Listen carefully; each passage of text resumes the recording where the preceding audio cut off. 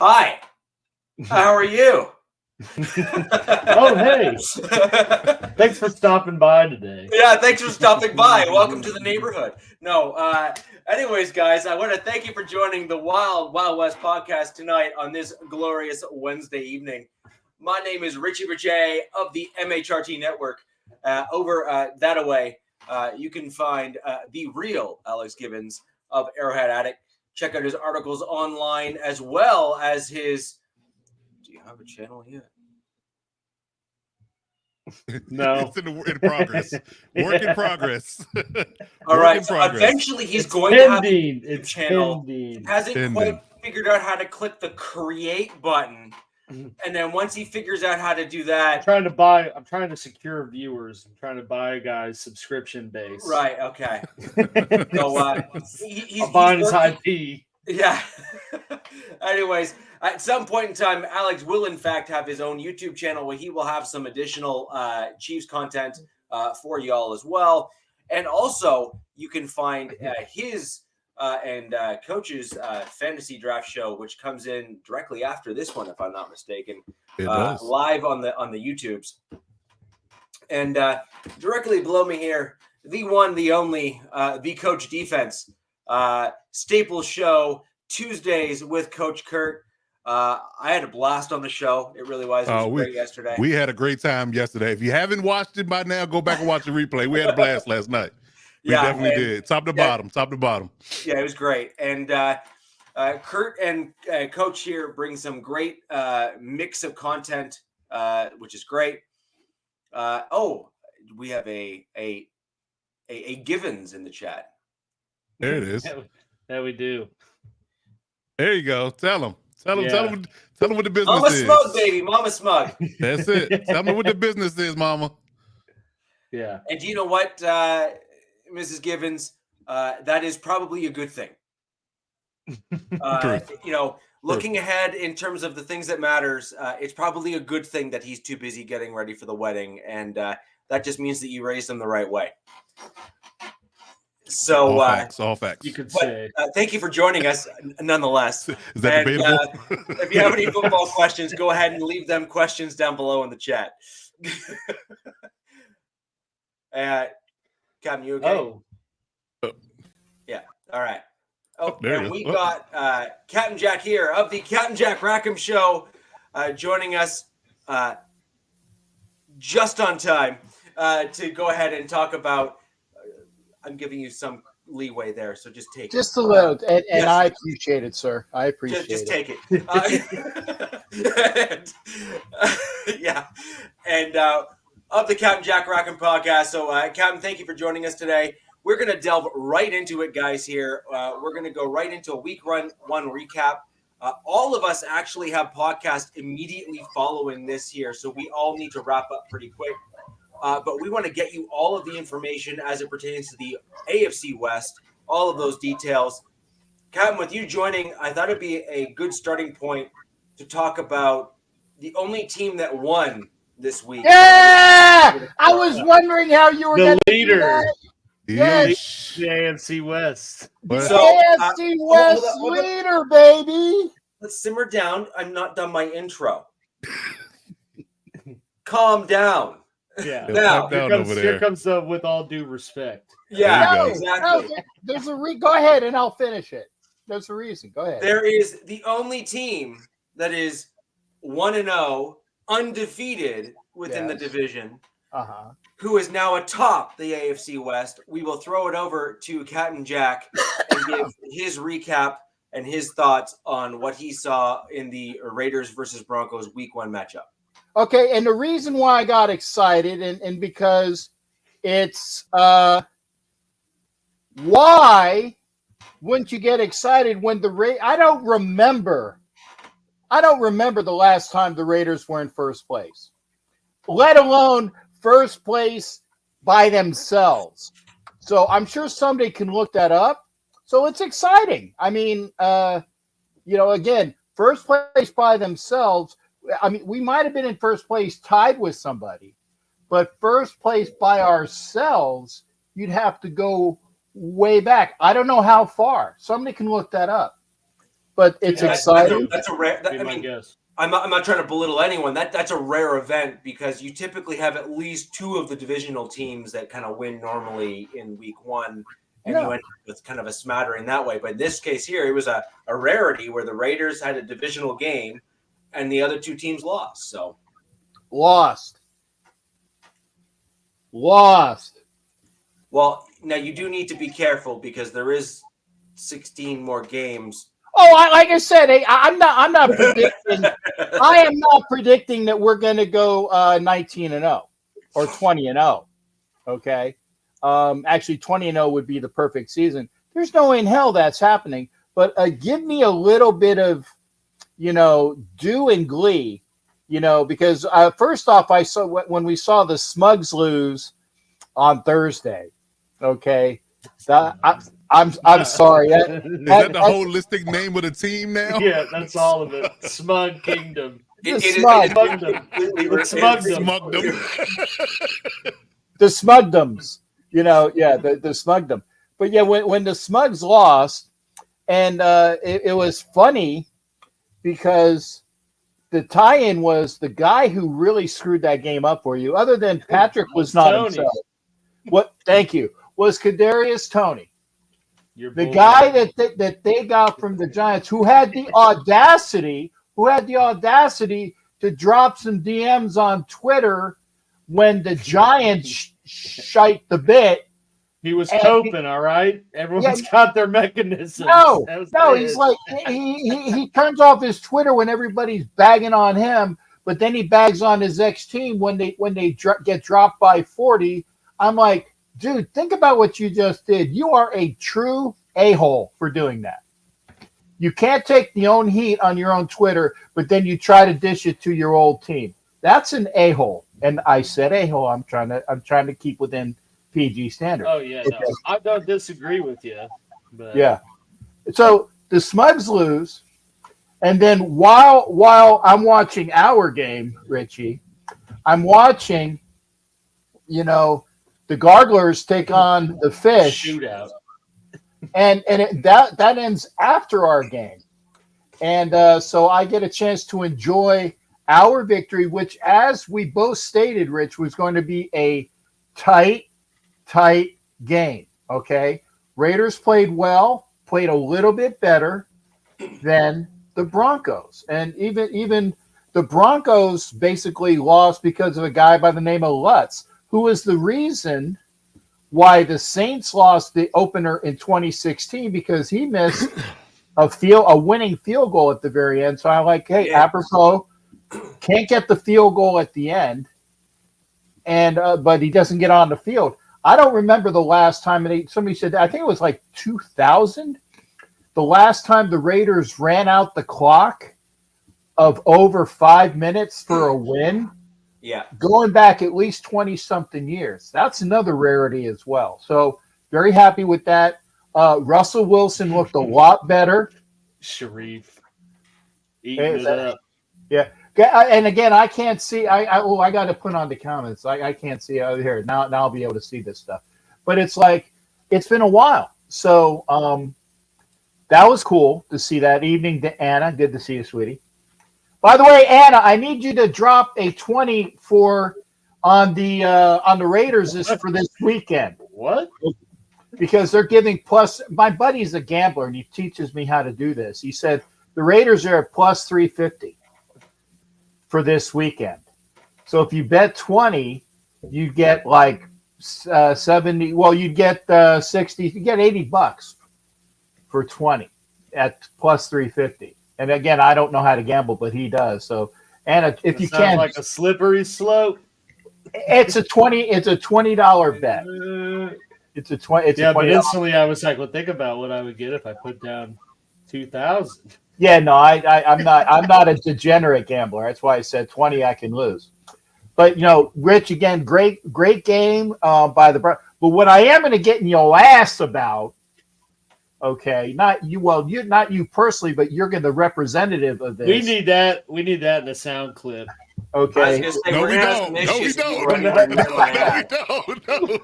I am going to get in your ass about. And I will put you in your place. Where's the that is gonna be a good drop for later. We need to put this show on a delay. Put that up. Why? That's the opener Why? for Cat's Rants of the Week. Anyway, the getting your ass about comment is twofold. Okay, and Richie is the one of the nicest guys I know. Great Bronco fan, nice, giving, but he's from Canada. Okay, which explains why he's not the normal dicks that were there at the stadium in Pile High that were, again, the phallic erupting penises that a lot of the Bronco fans were to my buddy Hollywood and his wife. Okay, Richie is not like that, but there will be a lot of a-holes, and I'm just going to leave it at that. When your missus gets punched, that's a problem by a Bronco fan who was drunk. So I'm very upset at that. And then to make matters worse as far as on the field, I think that Sean Payton must have told his boy Van Joseph, right? The defense coordinator. Great week of practice. Yeah. Well, you know what? He must have said, hey, we had this little thing in Nolens called Headgate or whatever the hell it was, where we would bounty gate. There you go. Yeah. Where guys would get paid bounties. Richie, I'm telling you, I have never in a bit seen as much headhunting than I did that day. Yeah, but at least the officials called it. You know, the hit on Garoppolo, that guy just made a paper mache, dude. Yeah, that was not a penalty. The hit on Garoppolo was even but it was the crown of the helmet type of crap that we're talking. No, it wasn't. And then you have whoever the hell, I think it was Jackson, who knocks out Jacoby Myers, guys on concussion protocol, the player of the game at the very end. At least there were flags. So I was a little upset, Richie. I was a little upset at that. So I have one comment. I have several comments actually on that. Well, I know Biggie. Hey, Biggie, by the way, that's for you, brother. Right. So I'm going to literally just take those on head on as they were spoken. One, first off, no one should get punched in the face by any fan. I actually the funny thing is, so my first Bronco game, I went there, and one of the cheerleaders, I think, down in the stands rather liked me, even though I was with my then wife. So I'm sure that went well. And so I got thrown one of those little mini balls, but she threw it too high with the little shotgun thing. And so anyways, I grabbed a ball and ripped a dude from 2 seats back from me all the way down because I wanted the mini ball, and I won. So that was one. And then he tried to like stand up and fight me, and then I stood up, and then he just backed away. No one deserves to get hit at a game, especially not a woman at a game. I have serious issues with that. And I'm not going to lie. If I saw another dude turn around and hit another woman at a game, I'd probably knock him out. And I'd be the guy wearing a Broncos jersey and shirt doing that to another dude in a Broncos jersey. There is no place for that at a game. And really the worst that can happen to me there is they deport me to Canada, and so be it. So there's that. But that being said, all that aside, let's talk the Jimmy Garoppolo hit. I have retweeted a full GIF and a video of that hit end to end, like as in straight all the way through, no editing. Okay. I can promise you your answer to what you just said and your comments to what you just said right now will drastically change when you actually see the play. Okay. Now, and the reason why I say that is because I was not there live, and because I don't have the Sunday ticket this year, I actually had to go somewhere. Yeah. So my view was what was there. Yeah, and so I can appreciate that if your view was the tape that was on broadcast, you are going to have kind of You can just pull it up. Can you share your screen? Yeah, Just play the clip. play the clip. So I may later on, but right now I will tell you right now, the shoulder is the only part of Simmons that hit Garoppolo. Okay. And it wasn't even as his head He was hit his going ass. down. He got in his ass. Yeah. Let's just put it that way. That's the way it was. And it was basically, to be quite honest, Captain, it was actually an absolute BS call. Okay. But yeah. I am willing to say, and you got witnesses here. Yeah. I only had the one view of it. Okay. So in that respect, but the hit that Myers is on concussion with, I'm surprised that there wasn't a suspension and immediate ejection for that one, because that one I saw again and again and again.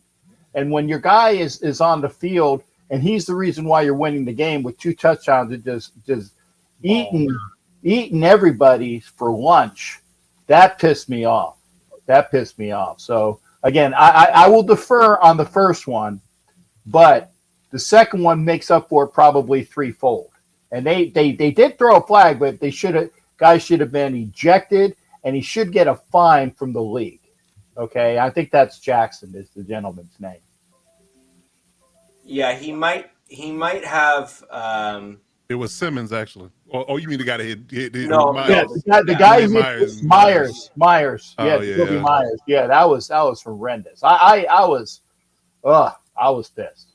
But again, so that aside, great game, because I want to talk about the wrong one.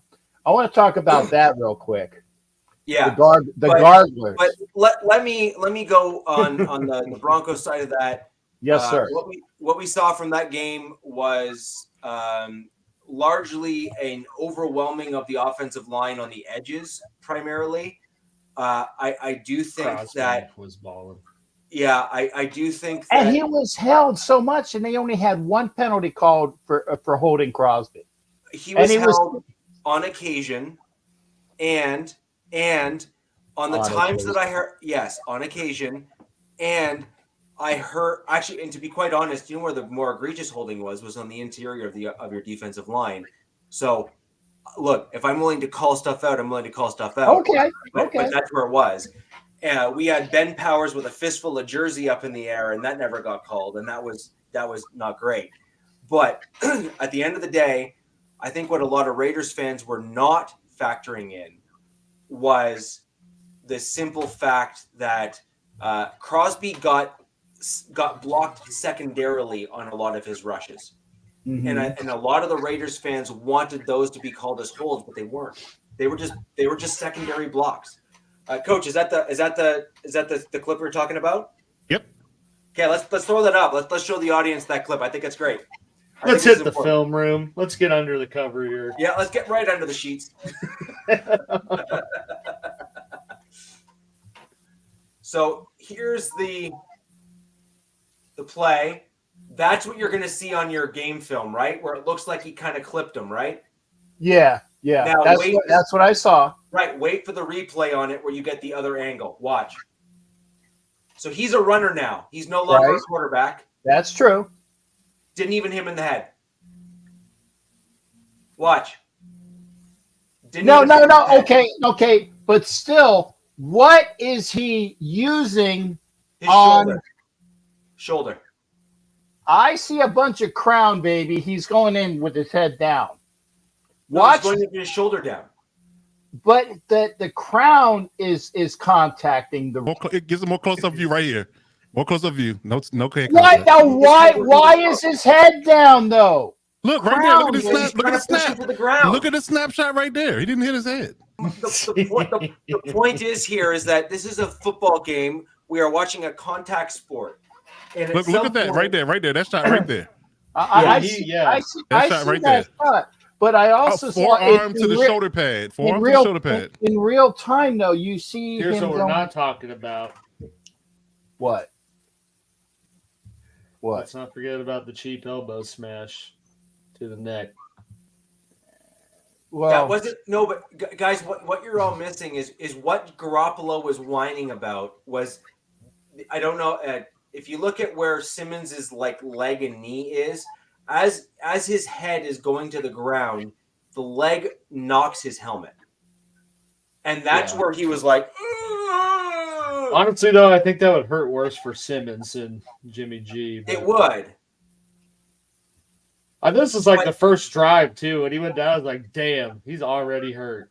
Right. Yeah, like this. Yeah, well, at least he got past 4 plays. But I digress. Wow. Okay. Wow. Honestly, Wow. As bad as OJ saying 9/11 just a bad day for New York. Jesus. It was just ugh. Where are we going? Listen. I don't know. That's what I'm trying to figure out. I don't know where we're going. I don't. Anyway, I like this. Real Great game, great win. And again, now the way that we're doing this, okay, now I got to change. Okay, he's over. Okay, this guy. I was under the impression, because I heard somebody on this show, and I can't remember his name. Shit, can't remember his name. Was talking about, we got old boy, and it makes me, old boy being somebody by the name of Tyreek that escaped the clutches of smugdom. We got old boy. I tell you, every time I looked, he was schooling whoever was back there with you there, coach. And I was just saying, I mean, it gives me pause because we got to play those bastards, but at least we're playing them in Miami at the end of the year where maybe somebody by that time might be injured, okay, including their quarterback. And you're wishing that on them. Okay. No, I'm just saying. It's like I don't. No, wait a second. Well, no. I didn't say I wish an You didn't injury. directly say it. But No, I That's would. what he's implying, though. No. I didn't insinuate crapola. I said maybe by that time that there are guys injured because we are talking about the Garglers injuries. I mean, they actually had a full staff for the first time in God knows how long. But we're also talking about the Dolphins who have had a bad case of injury-itis for a while as well. So I can only say, not that I would ever wish injury on anybody, because that's true. Because you're talking about health of a person and his livelihood. Okay? I would never wish that upon it. But I'm not going to bitch, moan, and groan if some of the better players are not there. That's what I'm saying. I'm not going to bitch, moan, and groan to that. But again, Tyreek Hill schooled whoever it was, and Tua played remarkably. So again, it's nice, and I'm going to shut up after this. It's nice being 1-0. But the flip side is that we get a very pissed off Buffalo team this weekend that didn't play well against the Greenberg Greens. Okay, Mike Greenberg of BSPN. They're not the Jets; they're the Greenberg Greens, and we'll have to deal with that in wherever the hell that little town is outside of Buffalo, because that's where they actually play. Orchard Park. There you go. I read that.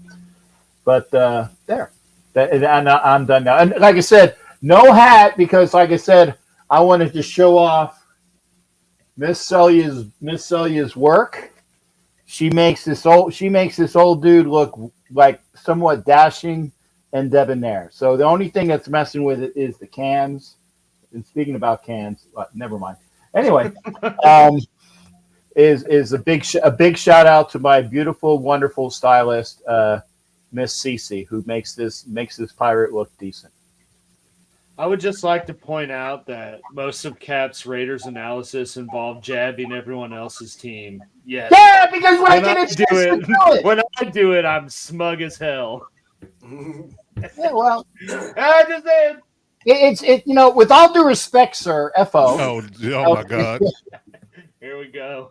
But with all due respect, but the thing is that I jab it. I said, hey, Russell Wilson looked great in the first half. He took the Raiders. You never said that. You never said that. You did? Yes, I did. Russell Wilson. Yes, was I did. mentioned it. Yes, I did. Yes, I did. Maybe you did. Yes, It was overshadowed by the complaining. I'm sorry, it's overshadowed by the complaining. I'm sorry. Yeah, you might want to I take kind of the blacked wax out when out you of here. said I'm going to get in your ass. So Yeah, I know. did. Right. Yeah, I think that's why. I think that's why I'm at. Like, Yeah, that's yeah. kind of.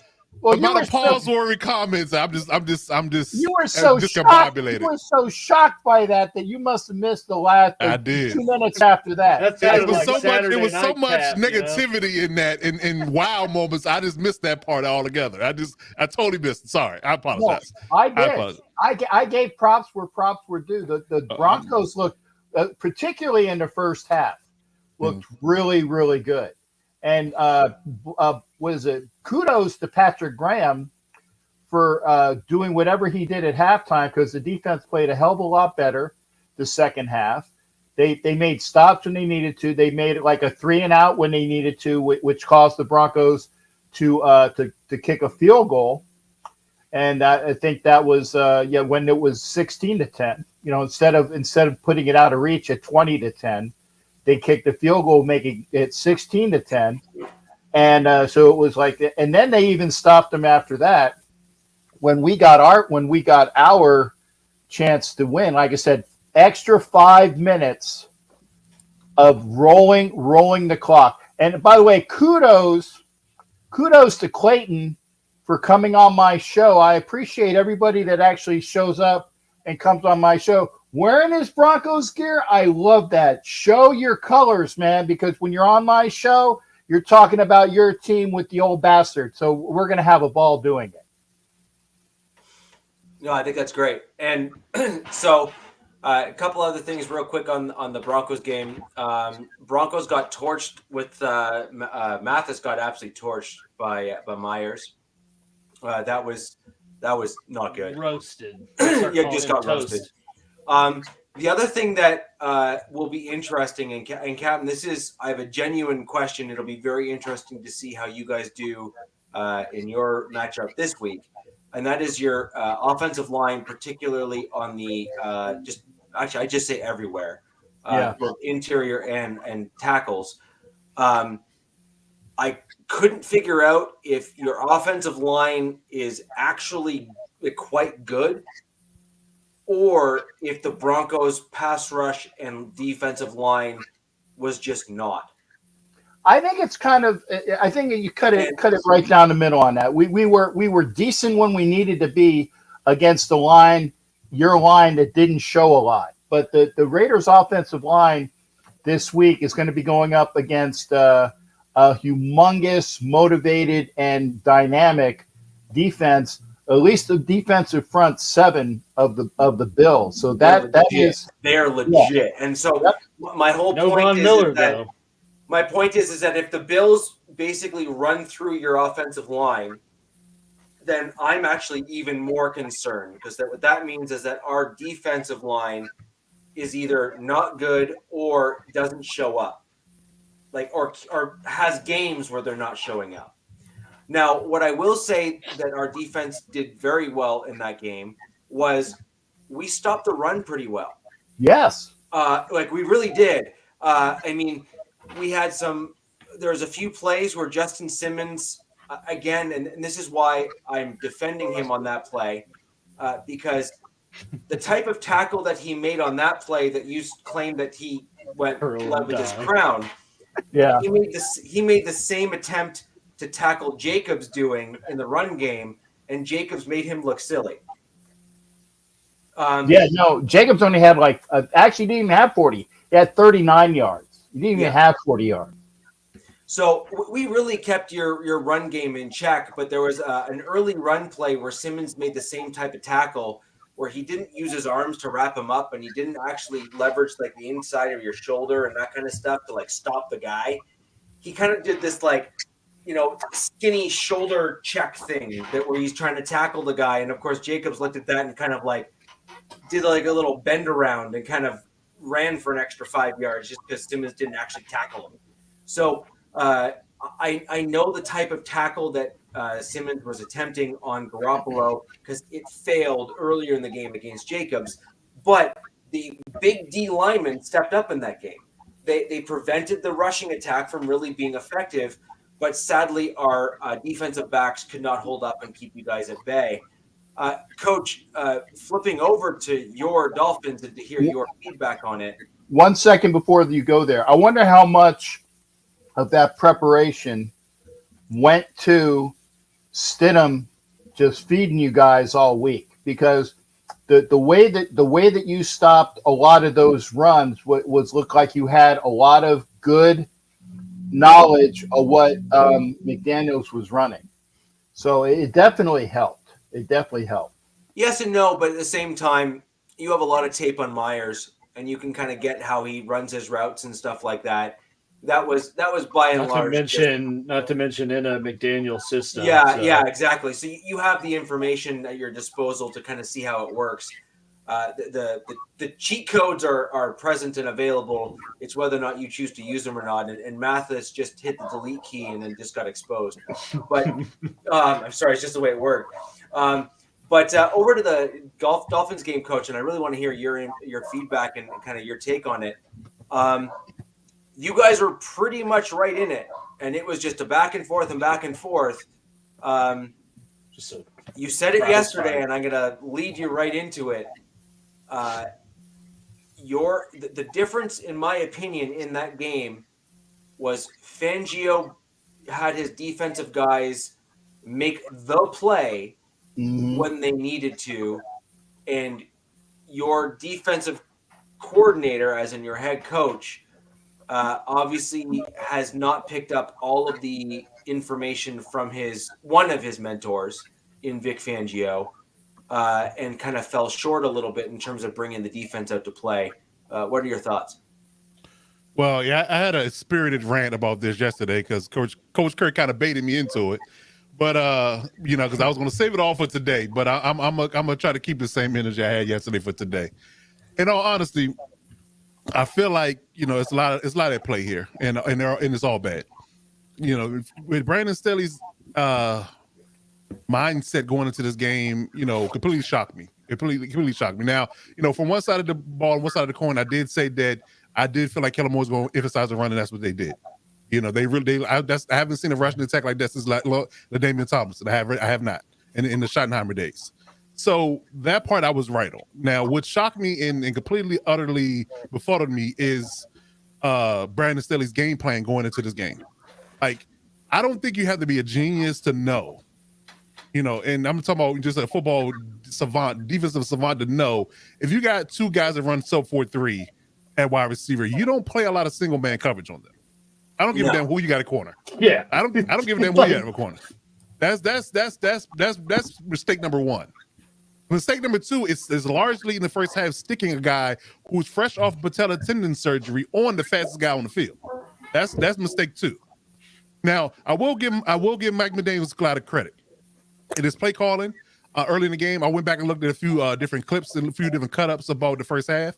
And what he did was, this was very slick. I actually watched a video on this on his offense last year before Tua got hurt. Is that he has a unique ability with those two fast receivers on the outside to call a lot of 21 and 12 personnel. He'll have two tight ends on the field, two running backs, but he still have Tyreek and Jalen on the field, right? So what he'll end up doing is he'll try to force you into your base coverage and your base packages, which takes the cornerback off the field, right? And ultimately, he'll go twins. Yeah. He'll bunch it with a tight end, and he'll get favorable matchups with his receivers. So I give him credit for that.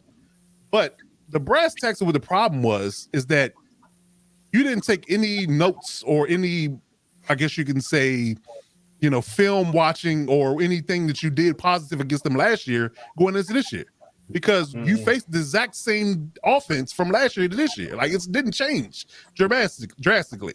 And everybody knows it's a well-known fact at this point in time, based upon his ability and his arm strength, that Tua loves the middle of the field. Yeah, he's a highly accurate quarterback, but he's not an elite, talented arm strength quarterback, right? So what you should have done, if nothing else, even if Mike McDaniels was prepared for and had a nuance or wrinkle that was going to counter your ability to take away the middle of the field, take it away first. Don't leave the middle of the field wide open. Like, it was a free for all in the middle of the field the whole game. Like, it was at no point did he adjust to packing in bodies in the middle of the field and make him throw outside the numbers. That was the biggest and most glaring issue to me. The amount of single man coverage you played against these fast receivers.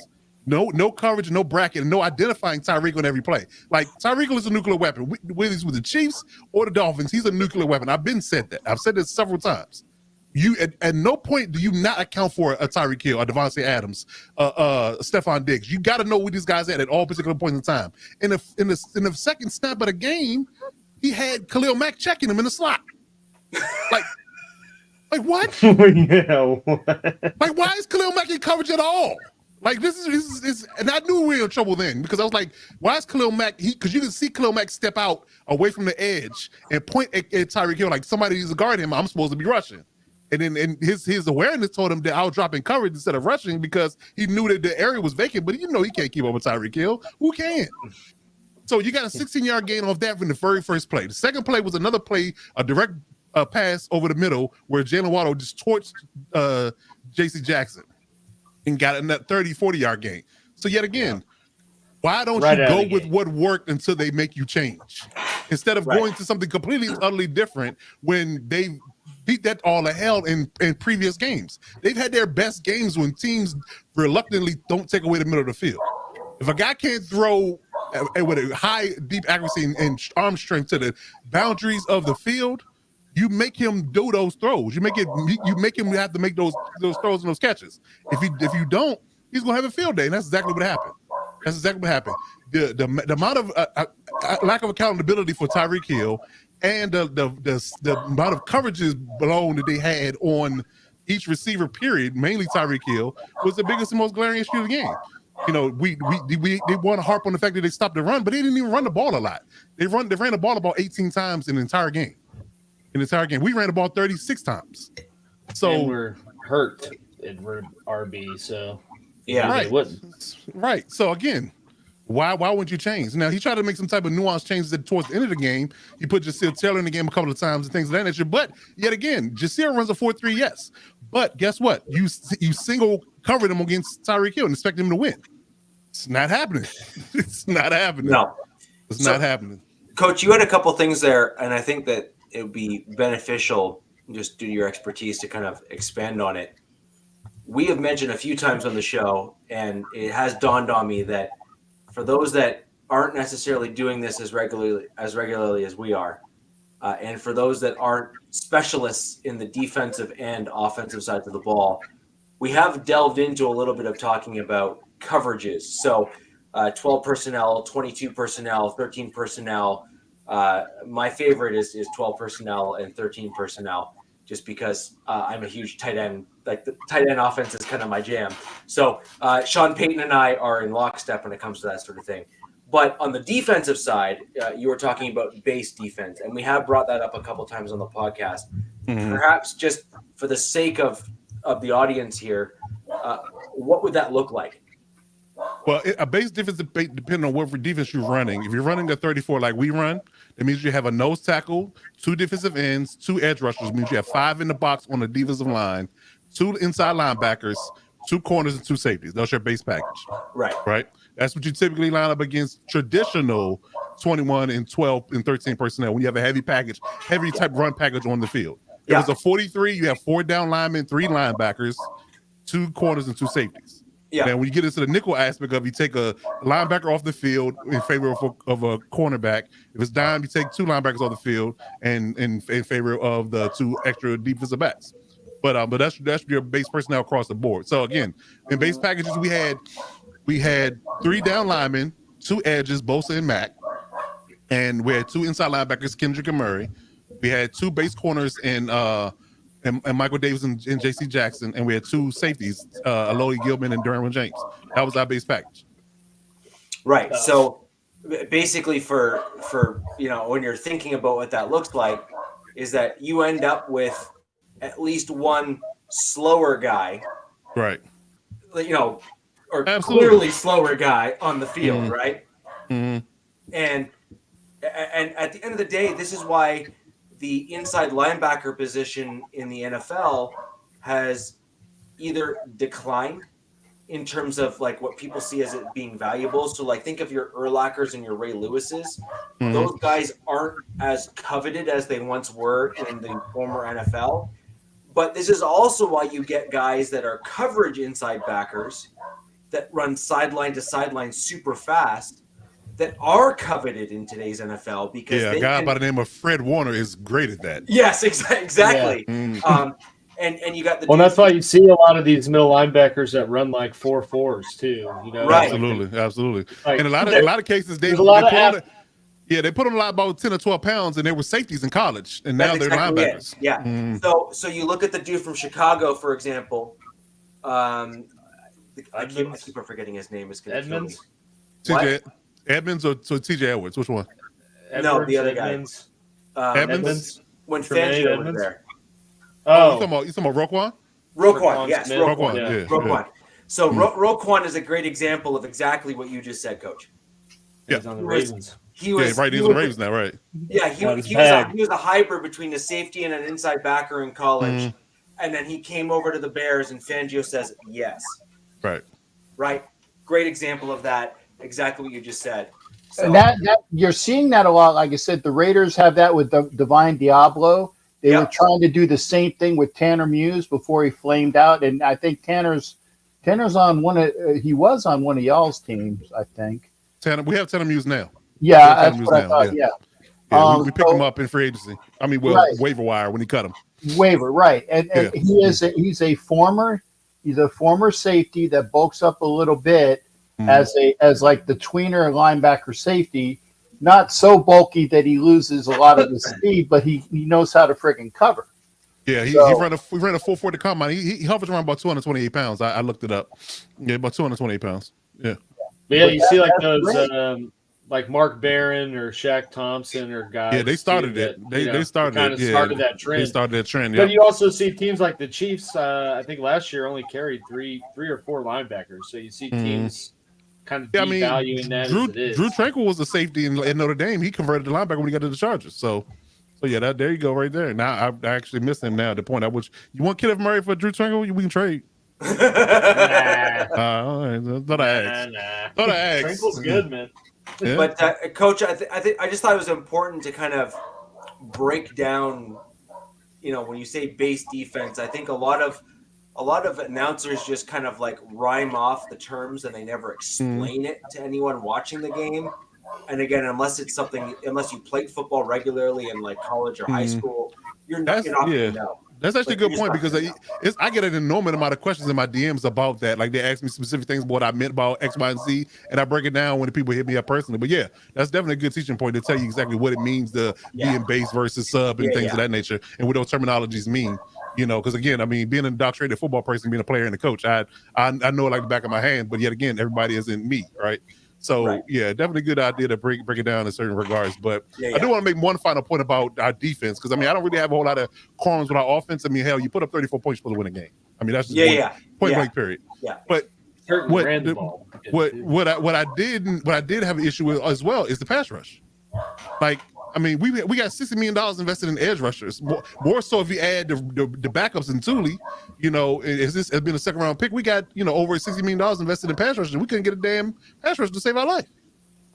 Like it was bad. And they had backup linemen in the game. Like Armstead didn't play. And they had a guy they just picked up off waiver wire, Isaiah Wynn, who's playing guard. So their left side of the line should have been barbecue chicken. But guess what? It was not. It was not. And the only time we got pressure, freaking Bosa held to his face mask and got a penalty. So it wasn't even a real live pass rush. So we didn't get to the quarterback at all. I was gonna say, don't use the barbecue chicken analogy because every time you use that, you get burned. Fall off the bone. Yeah, because you used it against us, and now it's the game that we want. And if you used it last week, then it didn't turn out so well. So drop the analogy, or use it every time you play us. It'll be good. Sure. I also one more thing. I do want to refute one of your comments. I was referring to Tua when I was talking about the Dolphins last week. I said nothing about Tyreek Hill. I was talking about us having Tua corralled because the debate has always been Tua versus Herbert. We know what Tyreek Hill is. I've said it many times on the show. We know what he is. Tyreek's going to get his. Tyreek's going to be him. I was referring to Tua's ability to be productive in that game, not Tyreek. Just to be clear on what I said last week. Yeah, and you brought up an interesting point. So the Broncos have had the same or similar problem to what you guys had, Coach, in your game against the Dolphins. We have Clark that we brought in, who is not nearly at the same dollar level in terms of salary as what you're paying Mac or Bosa. But we have Gregory, who is certainly within that, ballpark in terms of salary.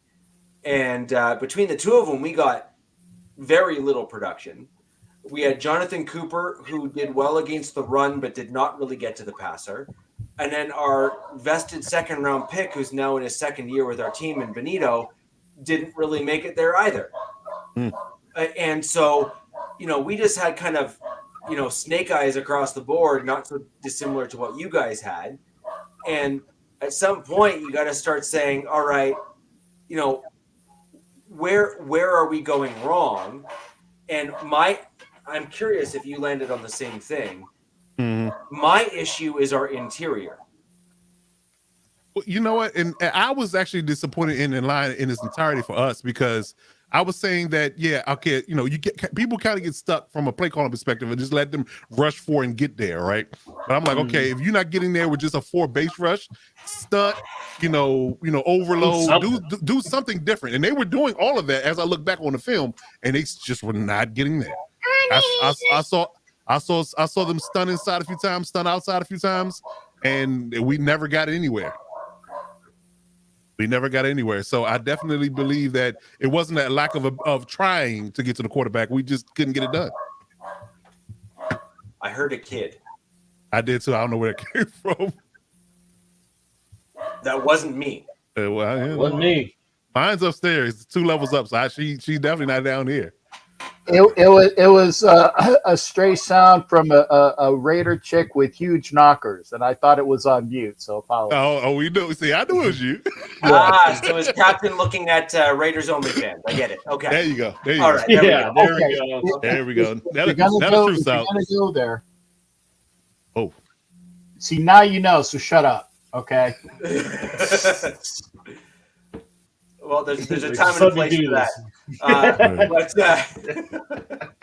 But Alex, over to your Lions loss. Yeah. That was the game we thought it could have been. Yeah, absolutely. It really was. Especially... I mean, we talked about it on last show, and it had the legit potential of ending exactly the way it did, because the Lions are, in my opinion, one of the better or best coach teams in the NFL. Yeah, I mean, it absolutely. Campbell's absolutely changed the culture in Denver. And I mean, definitely a good team. And I mean, it's going to be a viable contender to win the NFC North and maybe go deep in the playoffs. But Travis Kelce missing obviously was a huge factor, which I have absolutely acknowledged. It's I guess was a little disheartening that it was a bit more of a factor than you would hope. But your tight ends that were playing looked really good. I mean, honestly, they got production out of Noah Gray, but the biggest thing is, like Coach said, Tyreek's a unicorn. I mean, to some degree, Travis Kelce's a unicorn in terms of how he plays tight end and in terms of the passing attack.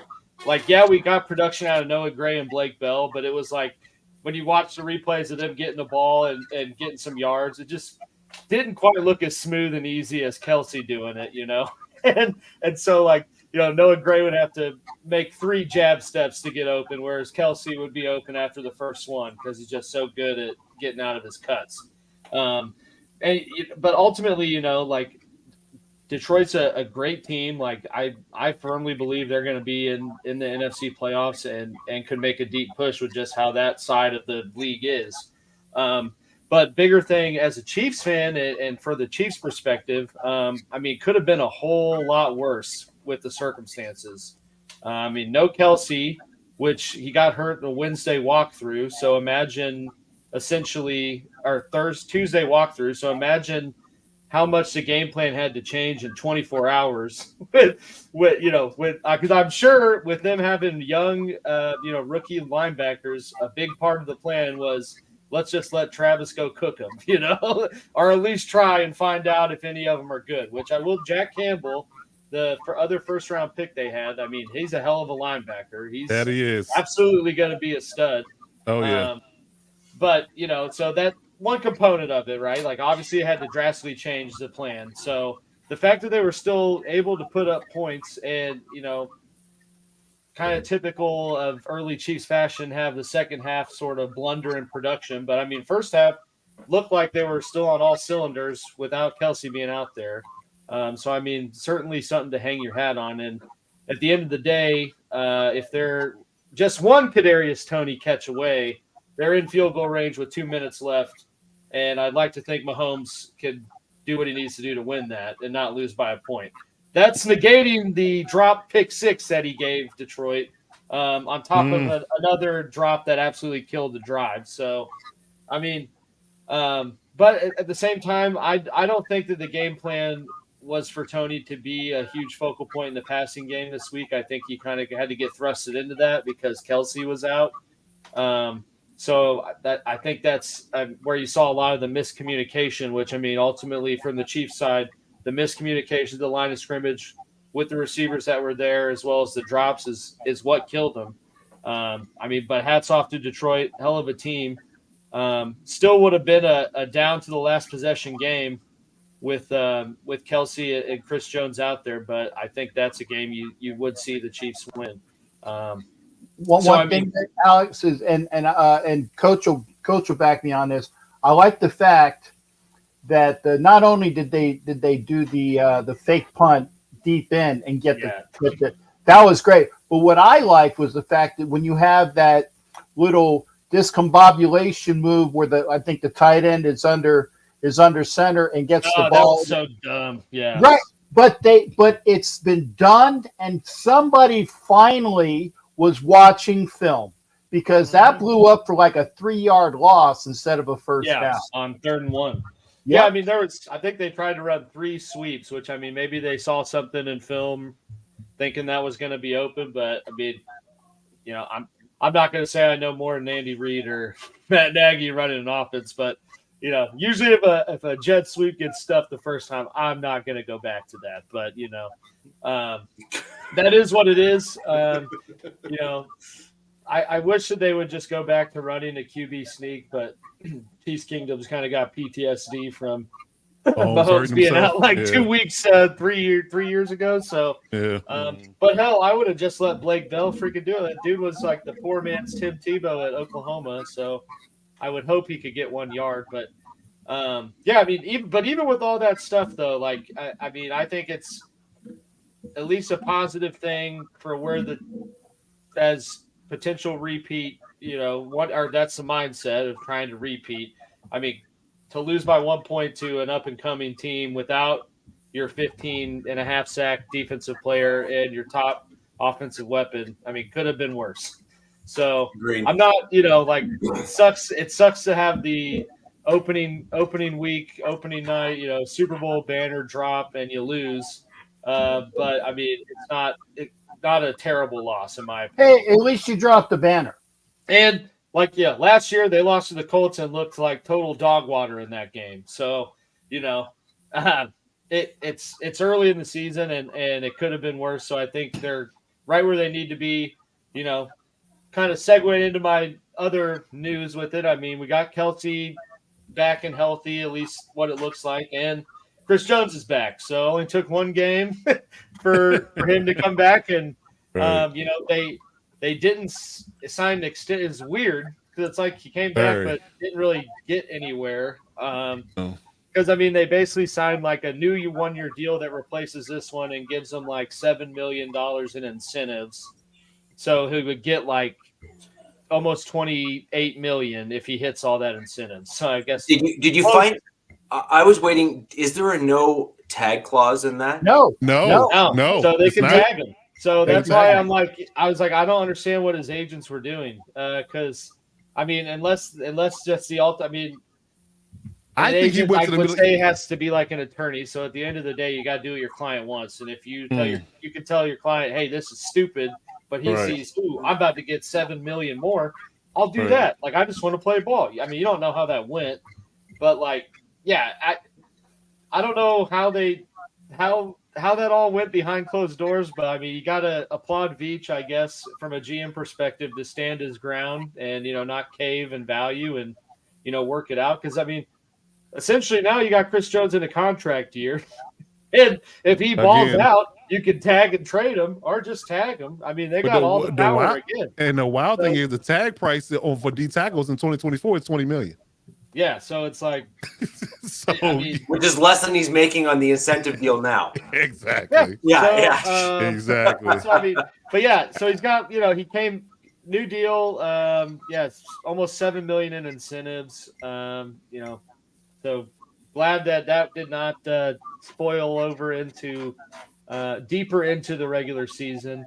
Agreed. It only took a 1-point loss to get them back in the doors, but all signs are pointing to both him and Kelsey playing against Jacksonville, which is music to Chiefs fans years after last week. So, but yeah, so I mean, like I said, biggest takeaway is we confirmed that Travis Kelsey is very important to this offense. Yes, without Mahomes.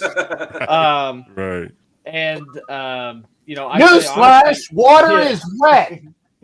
And the other component is, you got to be pretty impressed with KC's defense for only giving up 14 points against a pretty solid NFL offense. And I mean, if you would have told me that KC was going to not have Chris Jones and only give up 14 points to apparently red hot Jared Goff, who just can't throw interceptions, and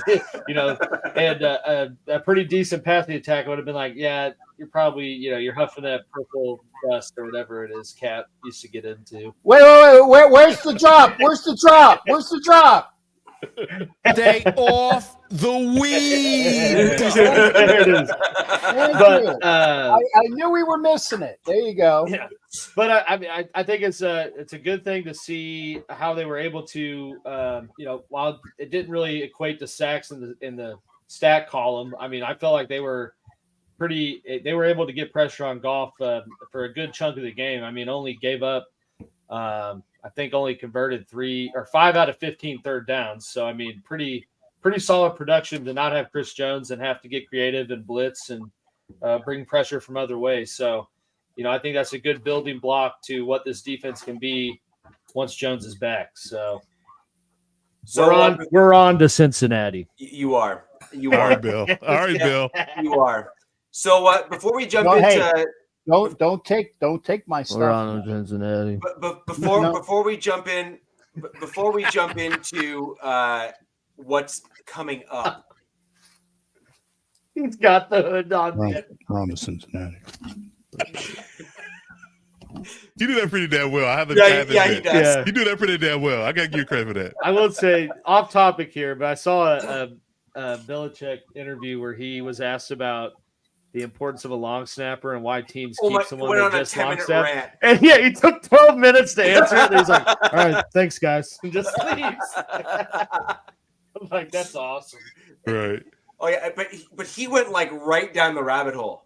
Yeah, he's like, well, that's an interesting question. I think 1943 was the first year long snappers were introduced. What happened? I blacked Bill, out. That is evil Bill. That is Emperor Palpatine for the No, Star Wars but it was fans. brilliant. He's like, you asked me a really technical question. I'm going to chew up the entirety of my time answering that one question, and now we're gone by. Right. Now, I fulfill my obligation. I'm out. Yeah. Yeah. I'm just here so I don't get fined, boss. Yeah, Jack's right. Yeah. So, so at least we didn't lose as bad as the Bengals. So guys, No. The Giants. The Giants got slaughtered. Oh my God, got their teeth kicked in. Yeah, but if you would have told me that the Bengals were going to put up 3 points, I'd be like, Burrow have 82 yards passing. You're on crack. Burrow would give me 1 fantasy point. I'd be like, you're on crack. Yeah, gave me 3. So I understand. Right. So we all have stuff to get to in about 30 minutes. So let's try and get all of our kind of look aheads done for week 2. Do it. Bacardi Cola, do it. So we're going to do a bit of a rapid fire, take your questions and comments and go from there. Anyone on Twitter, just before we get right into it, if you're on Twitter watching us, thank you very much. We really appreciate it. Unfortunately, the days of Periscope where we can actually see your comments here on the stream are over. So if you would like to have your comments, or you'd like to comment at all on the show, come on over to YouTube or Facebook or any other channel that you can find us, really, for that matter, and leave those comments there for us. We'd love to hear from you. Yeah. And for those of you who are joining us after the fact and can't catch us live, again, thank you for joining us. And if you have some questions, go ahead and leave those down below in the comments. And for all of you joining us now, click the like button, please. It's really going to help us. It allows us to reach other people. Do it. In the words of Nike, just do it. Anyways, on to the next week ahead. Alex, let's talk about your matchup here. And sorry, guys, just so that we're all aware, and also for the audience joining us, we did get 3-point stance guests in. We had some editing issues, so we're on to Cincinnati. So we're on to Tennessee. We're gonna go ahead and actually clip those up after the fact and have those posted probably tomorrow or the next day to get them up so you guys can see them. If you have a problem getting it up, I don't want to hear about it. Well, I'm sure there's a pill for that. Pause. Big time. With that in mind, like this is just for that. Yeah, with that in mind, that's something for later. We're gonna save that one for the very back end of the show. There, there's a joke in there too. Alex, what are your thoughts on your upcoming game? So going off what I just said, definitely good news that both Chris Jones is back in the building, Kelsey's back in practice, and both are trending towards playing because, for as good as Detroit is or on the rise that they are, Jacksonville is just as good, if not already more established. And they're coming off a pretty solid win against Indy. They're hot off a divisional win. Trevor Lawrence looks pretty damn good, especially with the added weapon of Calvin Ridley. It's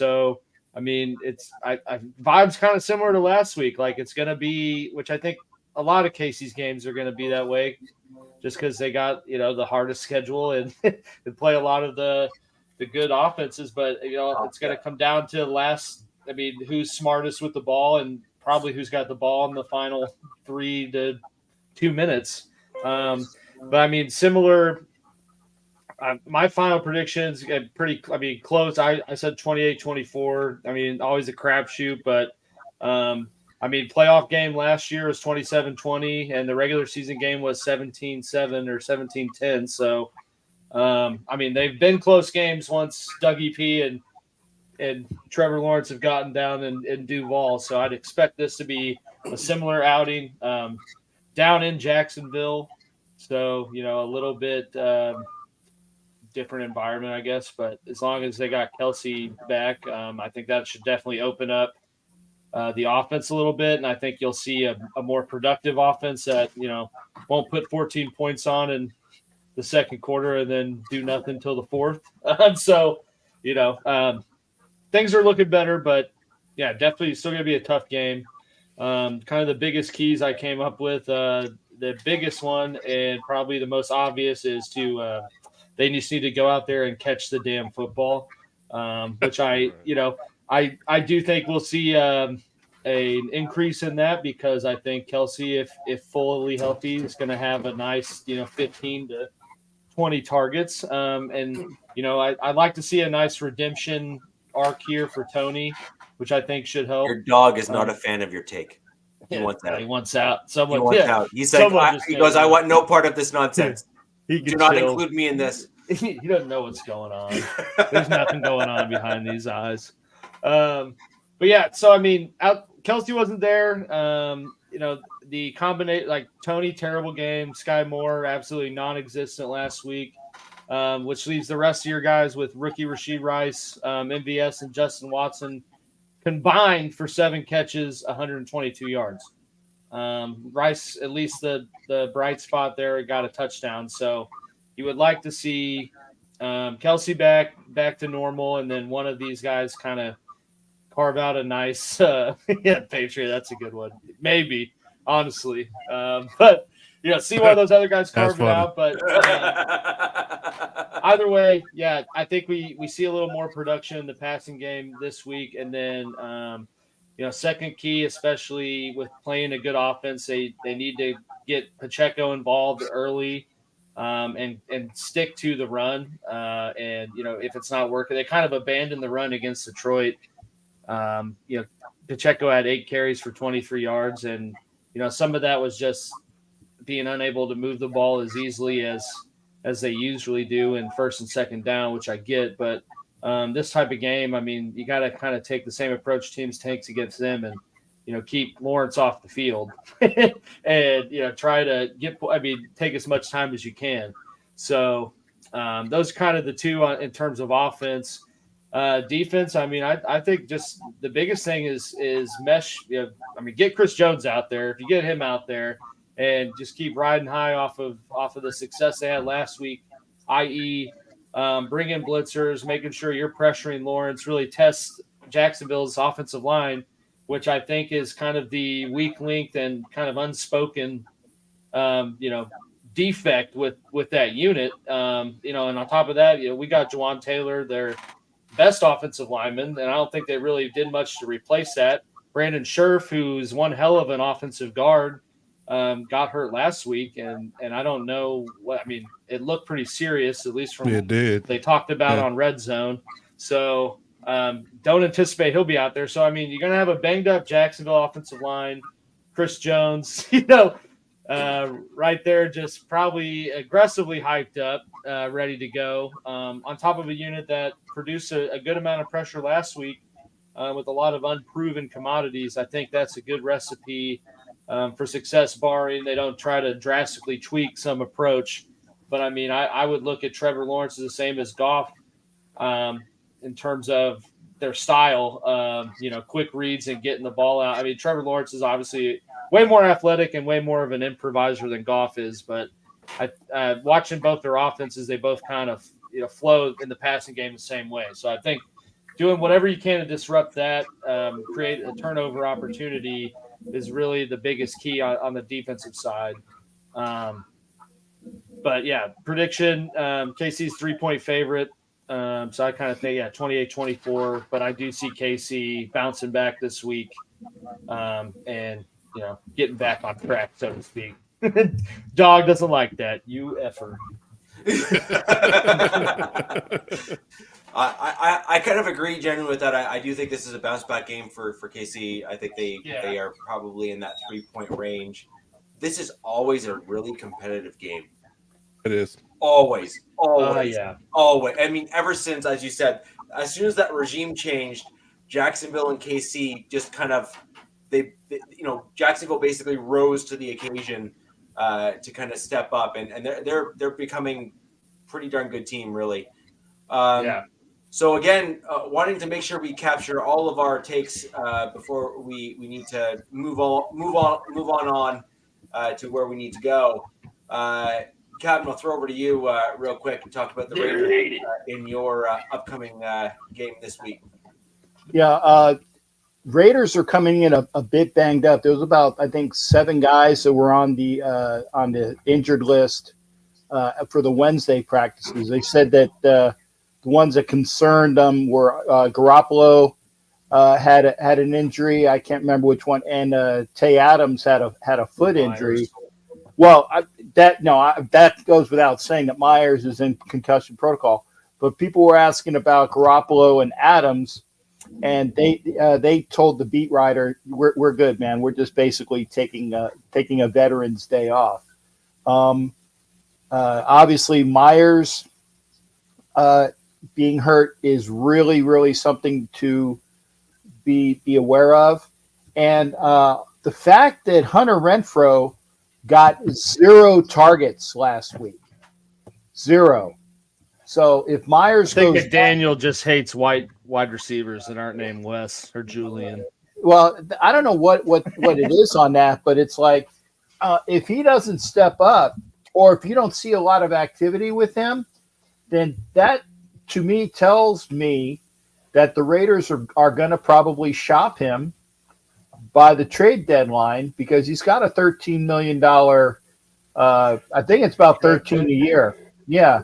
So I think that if they and Jacoby was balling out and wonderful. So if Myers doesn't have even a modicum of getting into those catches that Myers had, if he only has like 2 or 3 and not even really looked at, you can, in my estimation, you're going to see the Raiders try to move him. But that's just me.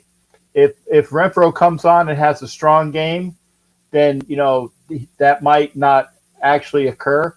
But look for the catch rate on Renfrow going forward to see if he might be a trade casualty. Hey, Biggie, bite me, you asshole. Okay. God, I mean, you are the typical Bronco fan that I was talking about earlier. Okay, just God, Whoa. man. You know that he's doing that. He's gonna get a reaction out of you. That's why he does it. You know that, right? I know, and he's going to get it. You take the bait every time because he's an asshole, and I'll make sure to tell him in. Okay, right. Reel him on in, Richie. Yeah.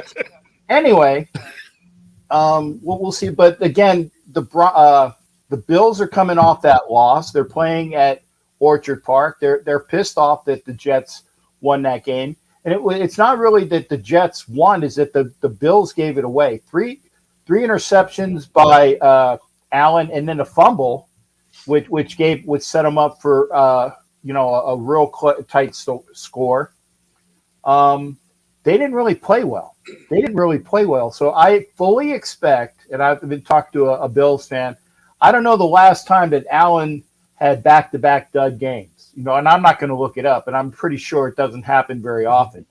So you have a Bills team that's coming home, and will need to come and just put that loss behind them. The one good thing that the Raiders have is that they got the Bills this week as well as the Steelers next week, coming in off of short weeks. So that's cool that we're getting the Bills on a short week. We're getting the Steelers next week on a short week. That's the only positive that you got with playing guys that just played on Monday the night before. I don't know how the Raiders are going to play. I don't think that they're going to get. I don't think that they're going to be as awful as the 51-3 debacle that they had. But I want to see how the Raiders actually play this week because the jury's still out. You really need to see about 4 weeks of a team to get a feel for what your team is going to look like. And I saw advertisements the other day said, week 1 lies to you. It lies to you. So if week 1 is full of liars, that's why you need a full month to at least see what your team. Well, what does everyone say now? Too, week 1's basically just the preseason still. Right. Well, the one thing to keep in mind with the Bills Raiders game is, at least on paper and even the general play style, the Bills match up quite favorably against the Raiders in terms of where the Bills' strengths are and where the Raiders are not as strong.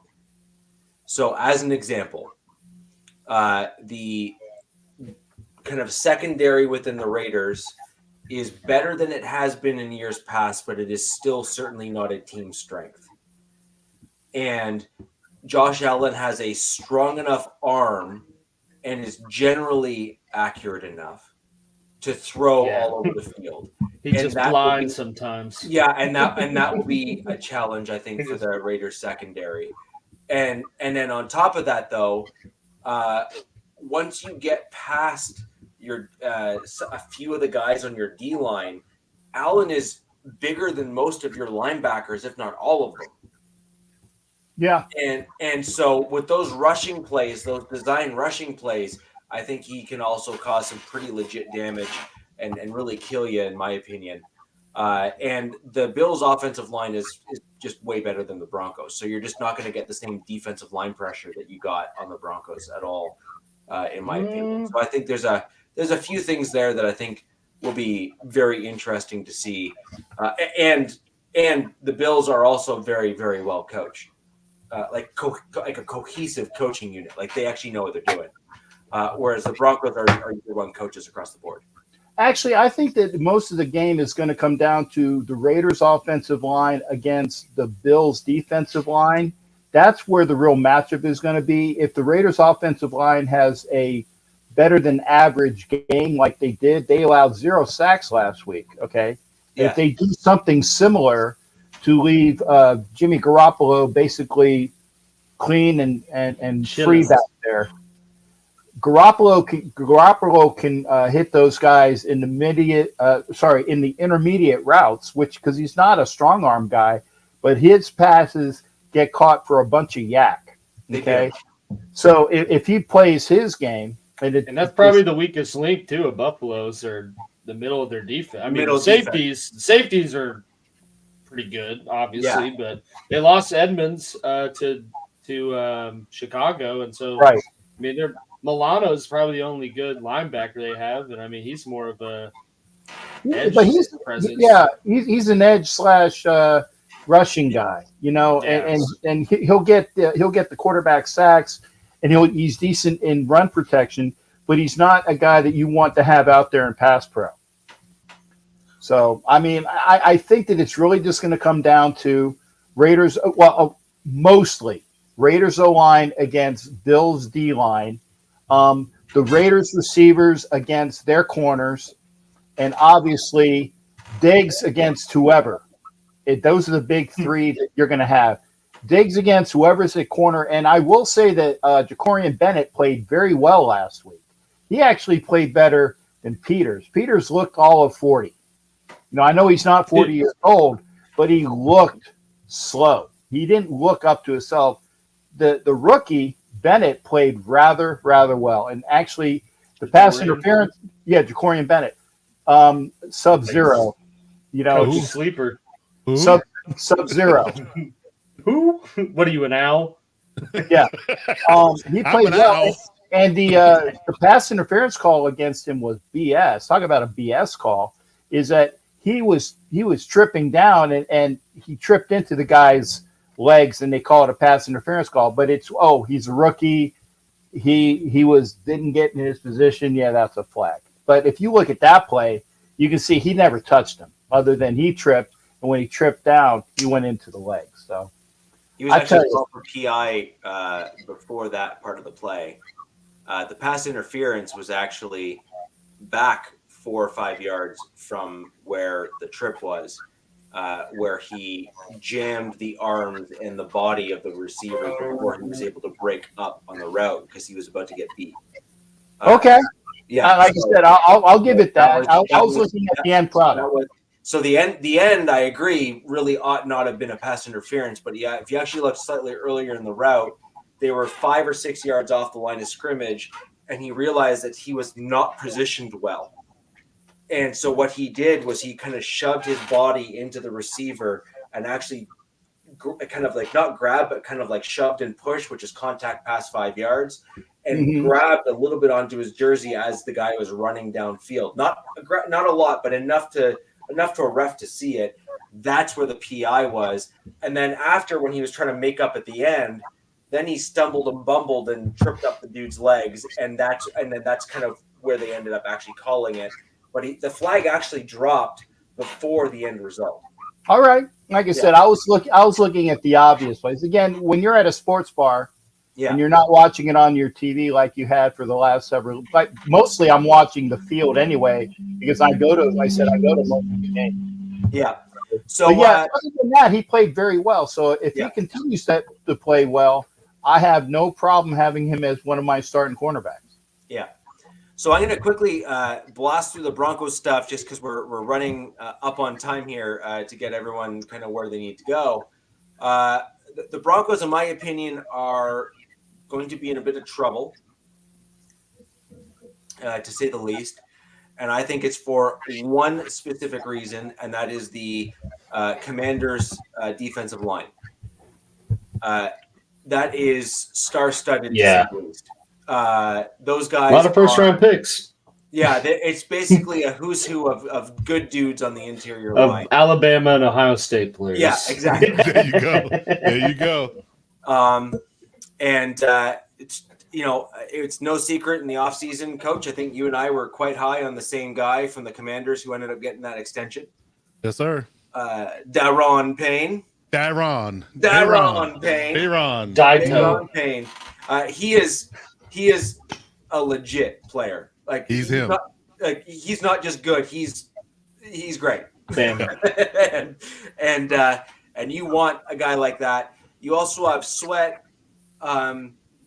Chase Young has had some issues, but he has had a few games where he showed up here and there. So, Allen or Jonathan Allen. Jonathan Allen, yep. Jonathan Allen is another one who's again showed out. Bama. But again, you have not just one. So, for example, the Raiders as an example, you got an all-world player in Crosby. The dude is top tier. But what you got on the Commanders is a bunch of guys that are just a little bit below him, but not by much. But you have like four of them. So the problem is that like you might not have a Max Crosby, but you got like a line that you're looking up that are like a bunch of like real legit dudes, and they're going to kill your offensive line. It's a rough order, it's a rough task. Yeah. Rough task. So anyway, my concern is the matchup on the D line and O line, and what I saw from our offensive line in both preseason against the Raiders was they were not up to par. And we saw a bunch of holding and stuff. And my concern is that McDaniels is going to submit that film to say, look at what Powers did and look at what some of the other guys did on the Broncos offensive line. And then, of course, Ron Rivera, he's no slouch. He knows what he's doing. He will call that out as well. And the Broncos line will not get away with Garrett Bowles will not get away with the holding that he got away with in week 1. Right? He just won't. And neither will Powers, and neither will Cushenberry, and neither will whoever our right tackle is, because no one can stay healthy. And so, really, the only offensive lineman who's really, shown any promise, in my opinion, is Miners. He's been able to really show improvement, and he is one heck of a run blocker.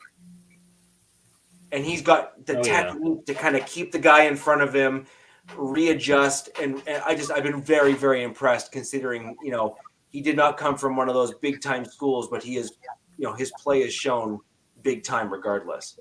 But then the other flip side of that is, do we have enough defensive pressure, and was the Raiders game an anomaly?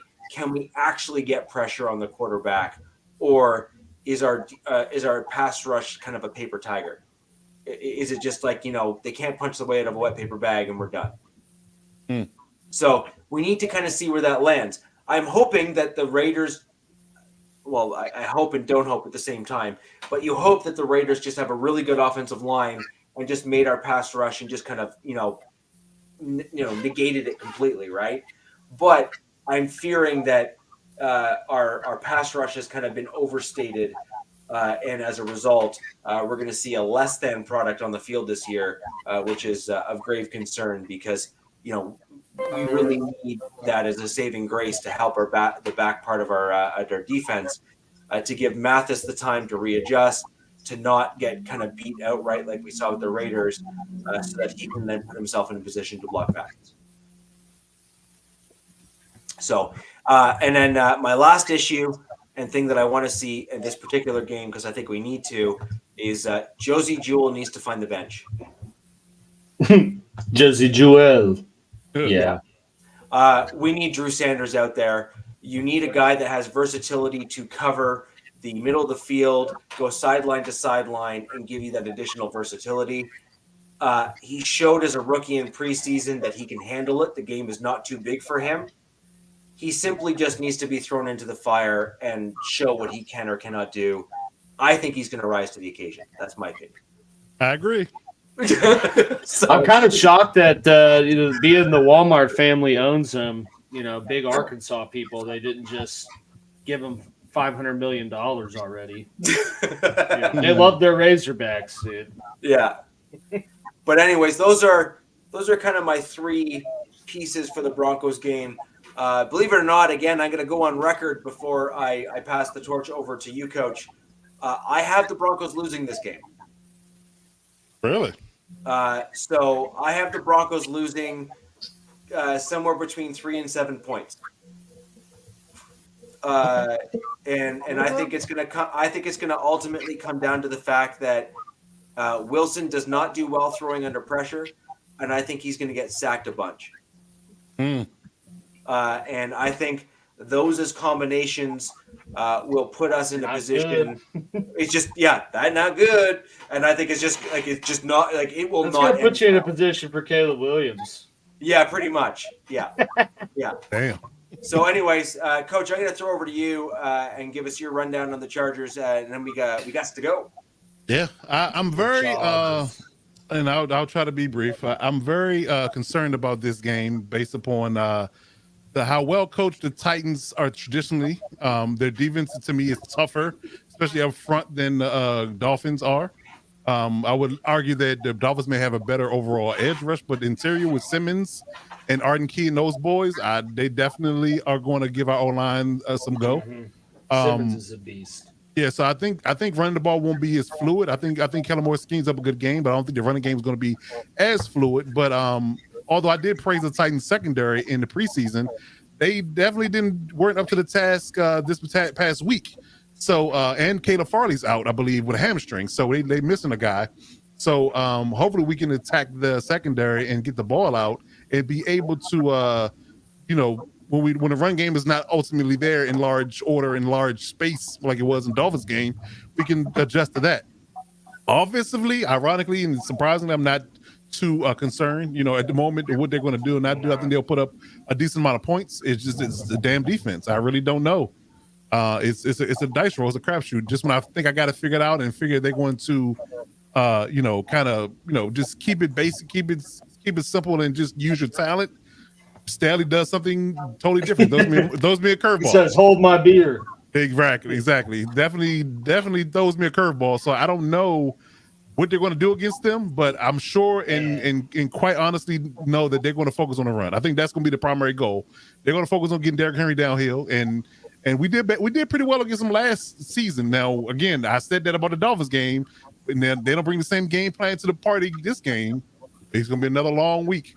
I agree with DZ. See, I think you got to make it a shootout between Herbert and Tannehill because Tannehill is washed.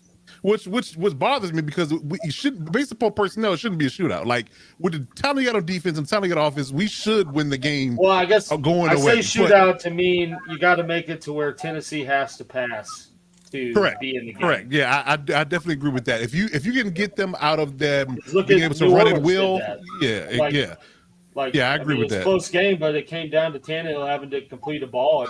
He couldn't. He couldn't. Right. Do you think that the Chargers have the same run defense as the Saints do? Because I don't. Who said that? No, who said? No, but they made the Titans were forced into a position on their opponent's defensive side. Like right.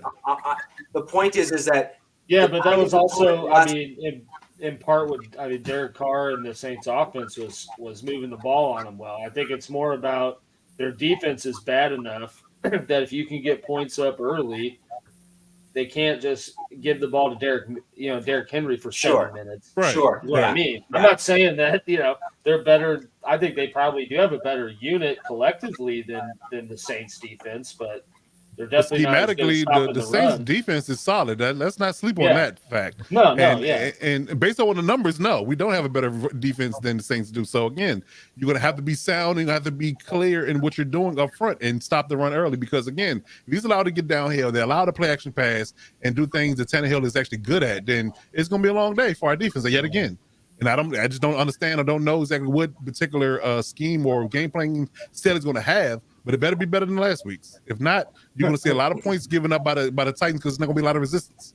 And then we got to get into a shootout with them. And then again, we're playing in Tennessee. It's a away game. We're actually favored by 3, which I'm not sure who's calling that one. But based upon last week, so I don't know. I mean, again, I'm not waving the flag that the Titans' offense is good, but we make mediocre guys look good right now on defense. So you have to look at it and be honest about it and say that if we get stops, we're fine. If we can manage to make them punt more than once. The Dolphins only punted one time in the entire game last week. If we make them punt more than once, we're in good shape.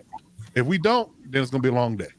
I think there has to be the question asked, given what you saw last week, which is, what would it take for an in-season firing of the head coach? An act of God. Okay. I mean, they just don't do that. The Spanish fans just don't do that. No, I know. No, that's why I asked, because yeah. I mean, so you say that, but at the same time, I think you and I are in 100% lockstep in your head coach's bread and butter is defense. That's his thing. He's completely over his skis. And he is not like your defense is not the strength of your team. I mean, just look at. Let's give you a quick example before we get out of here. The moment an offensive-minded person got to a team, traditionally, the offense automatically got snapped up right away. When Mike McDaniel got to the Dolphins, the offense was boom. Elite. The moment that he got there, Look how much better Tua looked. Fangio got to the Dolphins, the defense got astronomically better. When Flores was in Miami, the defense was good day one. Again, and it didn't matter what the personnel was. Schematically, the game was different on that side of the ball. Right? Now, we've been 3 years in, and we've been bottom 5 in defense every single year. Well, and like you said, the reason why he's going to keep his job is because Spanos is so damn cheap. He doesn't want to have a coach he's paying and then pay another. Hence why we didn't get Brian Daboll, because Brian Daboll wanted more money than Brandon Staley did, and they chose Brandon Staley because of the price tag. Yeah, it's many Spanos, right? Two of them, the main ones that run it. Yeah, and like I said, but they don't want to pay, and that's the reason why they're out of San Diego. That's the reason why they are they're the subtenants in Los Angeles because of money. They're cheap bastards. And it's not me saying this. These are Charger fans that I know that have said this to me for years. Listen, you don't have to tell me. I mean, again, the last 4 to 5 years of them spending money has been a revelation for me, because traditionally they have never wanted to do it. Now, I get it. LA is a different market. You're getting different money. It's a different type of money generated in LA than it is San Diego. So I get the move. I talk about this on one of my podcasts. Revenue share is what it was all about. Yeah, the revenue is different in LA. So I get the move, and I understand it was completely necessary to have a Justin Herbert and the Joey Bosa and the Khalil Mack and the Derwin James on your team. That type of thing not happening in San Diego. You're not being able to retain those players because the money's not coming in properly. But it is coming in through in from an LA perspective. They even building a new training facility, spending money there. So they spending money. But yet again, whenever they can cheap out, to your point, they will do it. So that's the problem I have. And again, they won't do it in season because they just don't. They've never traditionally done it. In the last 20, 30 years I've been, on this earth, that I've been watching the Chargers. They haven't fired a coach mid-season that I can recall. No, they haven't. But I asked it nonetheless because Yeah. It's I've been time for everything. There's a first time for everything. If we're 0-8 and it's basically on the defense alone, then you might have to look at it. Yeah. Especially with Kellen Moore being a ready made head coach in the waiting, because you got to look like this. At some point, it's going to come to a head. But Kellen Moore is going to be up for a head coach job at some point. So do you want to lose him? With Justin Herbert being your quarterback for the future, or do you want to keep Brandon Staley? What my choice is. You know what my choice is. Honestly, I'm a defensive guy. I would choose Kellen Moore all day, every day as a businessman. I would almost say it's like you're 0-5 or something. Like, why not? If we're giving up 35 points a game, give Kellen Moore the half of the year to audition, so to speak. See how he changes it and go from there. But I mean, Staley, it doesn't ever seem to progress. It's all, Never. There's some component that's always like the same. It's always with the off. Chargers. It's always And it's off. like And I they're feel like always in games. They just can't get over the hump. And I feel like Finish it. he's been insulated in the places he's been to the point where he's had people around him to kind of cover up for his inadequacies. If you think about it. Because remember, when he was a position coach, he had Fangio, when he was with Denver, and he had the coordinator I'm trying to remember who the coordinator was in Chicago. Can't remember off the top of my head. But he had McVay in LA with the Rams. So I think that him being isolated, being on his own, we're finally getting to see the true nature of his coaching ability, and it's not good right now. Yeah, no, I agree. Well, guys, we covered all the ground in terms of both week 1 and what's to come in week 2. I think there's going to be some, again, really interesting matchups. And what's more important in the week 2 piece, guys, is each of our teams will either confirm or rebut the weaknesses with the opponents that we have coming up. Because I feel for whatever reason, the scheduling gods, if you will, of the NFL have stacked 2 similar teams, or at least a secondary team that has showcased some of our weaknesses on each of our teams to see if they are legit or perhaps overblown. And this is going to be really a telling week for all of our teams. I agree with that. It really will. I really agree with that. Ladies and gentlemen, for all of you who have joined us this week, I would like to thank you very much for doing so. Leave those comments down below. Click those likes and thumbs up. Let's go ahead and share this video out to as many people as we can. We want as many AFC West fans in here, as well as our opponents in here. I'd like to start getting some questions from some of these other guys who are playing against and get some of those things. And guys, until next week, where the West Side is the best side, we'll see you. Peace! Even when you feel low, you can still go. Even when you feel slow, you can still go. Even when there's no hope, you can still go. I never answer to no, man, I still go.